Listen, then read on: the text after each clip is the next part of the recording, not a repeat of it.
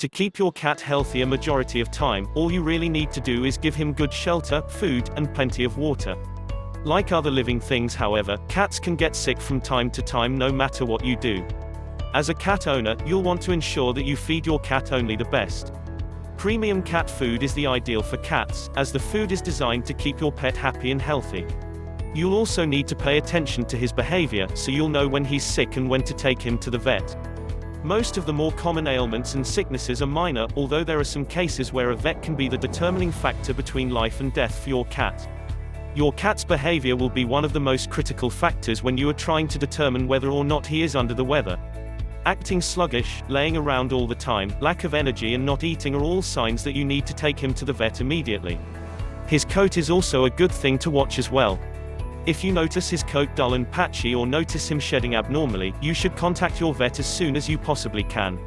Diarrhea and vomiting are sometimes common, even with basic sickness. On the other hand, if your cat seems to be doing either one of the two for more than a day, you should contact your veterinarian. Coughing is common as well, simply because coughing will cats dislodge hairballs. If your cat seems to be coughing for another reason, you should have him checked out as soon as possible.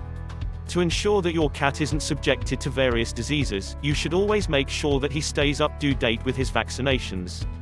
There are several diseases out there that require vaccinations, including rabies and feline distemper. Feline distemper is one of the most devastating diseases a cat can get, yet it is also one of the easiest to prevent as well. The disease strikes cats very fast, and leaves you as an own very little time to seek treatment.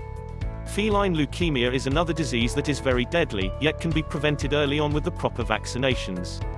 Although the disease isn't possible for humans to contract, it can be spread quickly among cats.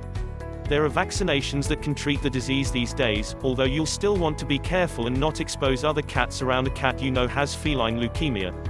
Another problem, which is very common with cats that stay outdoors, is worms. Cats that have worms will normally have a lackluster coat and little to no appetite.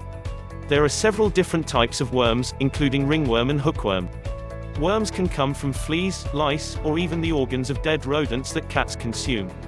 Normally, the cat will digest the eggs, which will later mature and attach themselves to the walls of the intestines.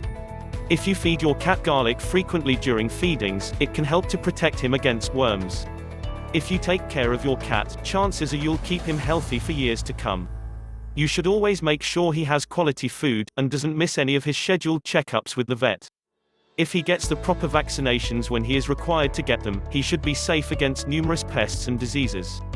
Taking the proper steps with your cat now will prevent anything from happening in the future.